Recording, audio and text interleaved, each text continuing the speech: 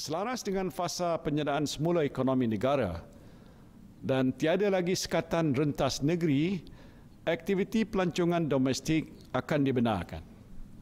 Jadi saudara-saudara bolehlah membawa keluarga untuk melancong di dalam negeri dengan mengamalkan kebiasaan baru ataupun new normal setelah hampir 3 bulan tidak ke mana-mana. Bagi yang berhasrat untuk melancong ke luar negara, tunggu dulu. Kerana sempadan negara kita masih ditutup. Aktiviti pelancongan dibenarkan bermula 10 Jun ini dengan Perintah Kawalan Pergerakan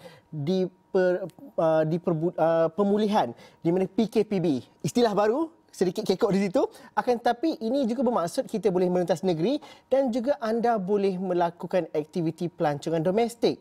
Apakah maknanya ini kepada pengusaha-pengusaha pelancongan? Kerana kita tahu aktiviti pelancongan yang paling teruk terjejas sejak pandemik COVID-19 melanda seluruh dunia. Pendapatan pelancongan di negara kita tahun lepas ialah sebanyak 86.14 bilion.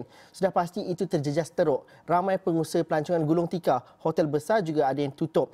Malah kalau dilihat ini bukan fenomena di Malaysia saja tapi di seluruh dunia. Di mana kalau dilihat kepada sektor pelancongan di seluruh dunia ianya merudum dan juga menguncup dan juga berkurangan sehingga 60 hingga ke 80%. Akan tetapi bagaimanakah dengan pengumuman Perdana Menteri tadi memberikan sinar baru kepada pengusaha pelancongan dan juga memberikan juga kelegaan kepada kita yang mungkin dah 3 bulan duduk di rumah sahaja ataupun terkongkong dalam satu-satu negeri sahaja.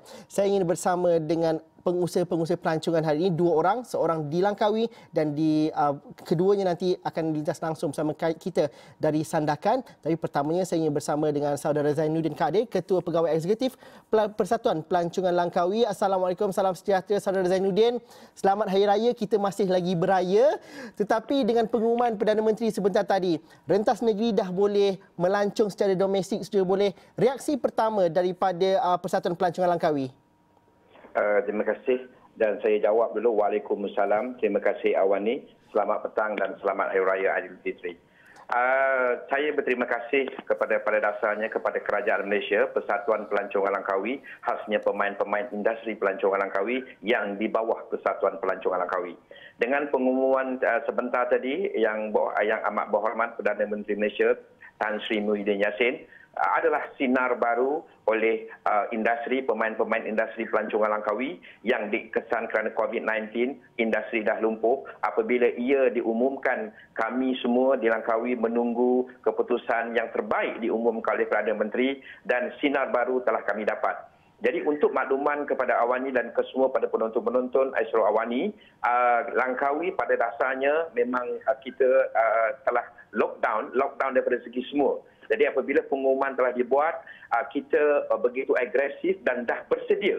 Sebenarnya dalam masa PKP ini, kita dah bersedia untuk menerima pelancong domestik ke Langkawi.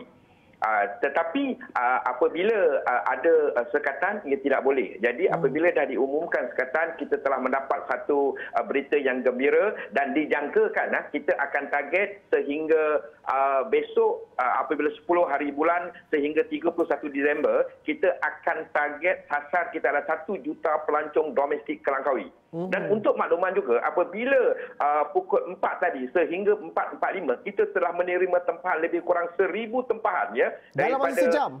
Dalam masa sejam. Ini ada rekod ke semua hotel-hotel tempahan. Kita dah menerima 1,000 tempahan daripada semua pelancong-pelancong domestik yang nak ke Langkawi. Tetapi Pak, kita ada sikit kemuskilan. Kita patut jawab fasilitis-fasilitis yang kita boleh gunakan di hotel seperti swimming pool. Jadi orang bercuti membawa anak, bawa family. Of course, kita menggunakan kolam renang. Tapi dalam pengumuman PM tadi hanya tidak secara detail. Jadi saya insya-Allah akan bertemu dengan Motek Menteri Pelancongan sendiri untuk mendapat garis panduan yang ditetapkan. Dan untuk makluman juga, SOP pelancongan telah kita sediakan di setiap hotel-hotel di Langkawi. Sebab kita dah bersedia, bukan kita tak bersedia. Dalam masa bila kita dah bersedia, jadi that means kita hanya menunggu saja pengumuman daripada kerajaan dan pada dalam masa 1 jam, kita macam tidak percaya 1,000 tempahan telah kita terima untuk pengunjung-pengunjung daripada seluruh Malaysia bertanyakan dan seterusnya membuat tempahan untuk datang ke Langkawi. Jadi itu uniknya Langkawi. Jadi saya meminta kepada pihak-pihak yang terbabit supaya kita kena ada SOP yang telah kita tetapkan. Dan untuk makluman juga, SOP yang telah kita tetapkan di hotel-hotel itu telah berjalan dengan baik. Alhamdulillah. Alhamdulillah. Dan saya rasa itu satu respon yang cukup baik. 1,000 tempahan dalam masa 1 jam. Rakan saya Cynthia Eng pun tadi nak buat tempahan sebenarnya. Akan tetapi, apabila kita kata ada SOP, ini adalah normal baharu.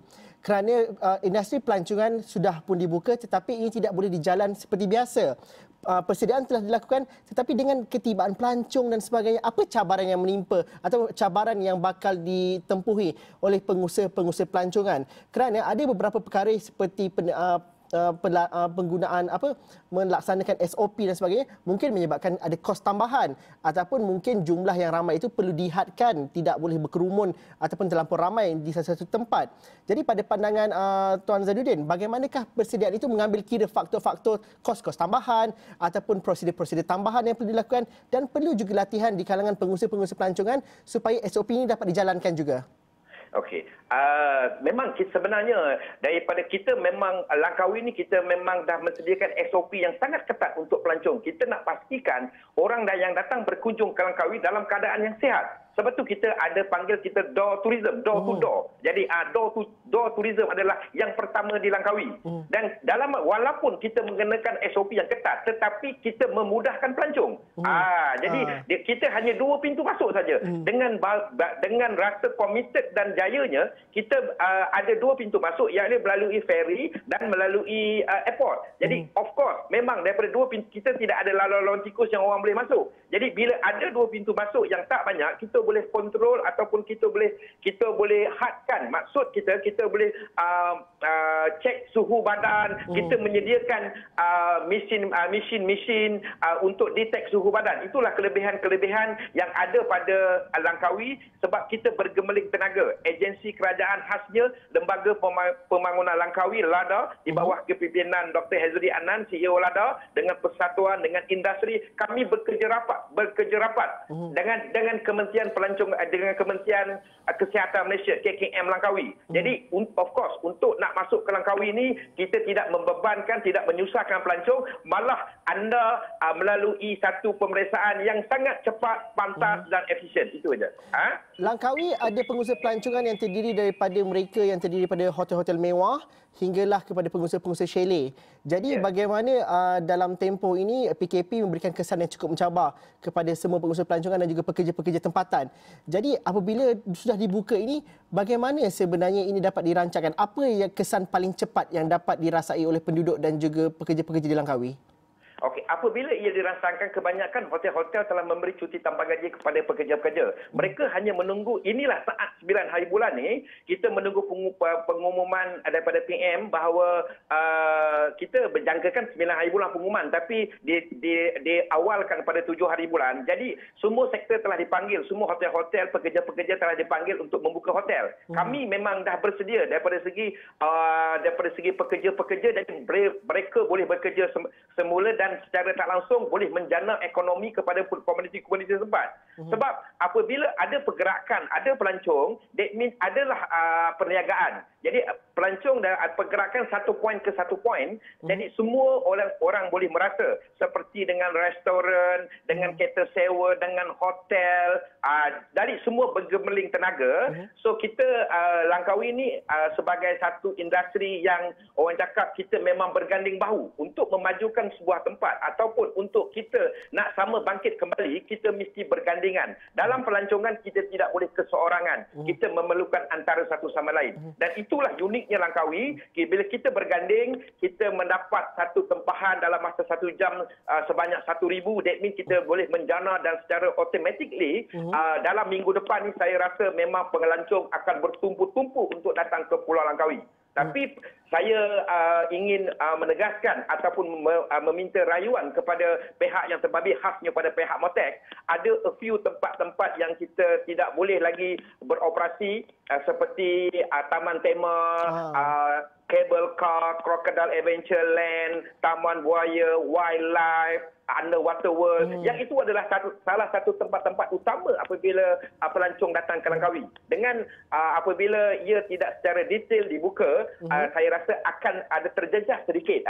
Tapi of course, sebagai Ketua Pegawai Eksekutif Persatuan Pelancong Langkawi, saya akan terbang terus ke Botek, berjumpa dengan Menteri Pelancongan untuk mendapatkan satu SOP ataupun satu surat khas ataupun dia punya orang cakap dengan detail-detail yang tertentu supaya mereka boleh beroperasi. Jadi itulah harapan kita. Saudara Zainuddin, kalau kita lihat memang tempat tumpuan pelancongan seperti kereta kabel, taman tema dan sebagainya itu tidak dibuka dan itu penyumbang kepada jumlah pelancong yang tinggi. Itu juga bermaksud bahawa pengusaha-pengusaha pelancongan di Langkawi perlu ada pendekatan baru untuk memastikan pengalaman pelancong yang pergi ke Langkawi tidak ada diskaun. Maksudnya diskaun daripada segi pengalaman. Mereka mendapat layanan yang baik. Jadi inilah perkara yang penting untuk dijanjikan oleh pengusaha-pengusaha pelancongan. Mereka perlu memberikan servis yang terbaik, ramah tamah dan sebagainya. Kerana itu lebih diingati dan juga memberikan kepuasan kepada pelancong-pelancong di domestik. Kerana pelancong domestik ini kadang-kala mereka lebih lagi cerewet berbanding pelancong asing.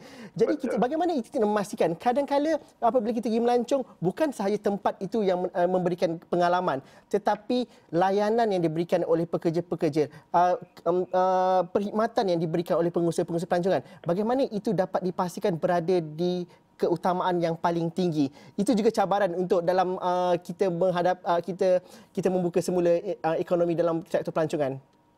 Sebab tu, apabila kerajaan dah mengumumkan domestik boleh dibuka, Langkawi dia ada satu tagline, iaitu kita kata let us manja you. Jadi setiap pelancong yang datang ke Langkawi, kita akan memanjakan mereka dengan penuh layanan yang bersopan santun, dengan ramah. Jadi tagline semua hotel-hotel atau semua produk-produk owners, kita akan pakai satu tagline let us manja you. Jadi SOP pengalaman yang ada, kita dalam masa PKP ini kita telah ada satu bengkel-bengkel secara kecil, kita pergi point to point. Jadi maksud dia kita tidak boleh meeting dengan secara besar, dengan online kita pergi berjumpa dengan pro-pro owners dalam skala kecil, 5 orang, 10 orang, sebab kita bagi briefing. Persatuan tujuan dia membagi SOP ataupun apabila ia dibuka, ini kita berada di dalam keadaan new normal. New normal kita tidak boleh menerima keadaan pelancong yang bersesak-sesak.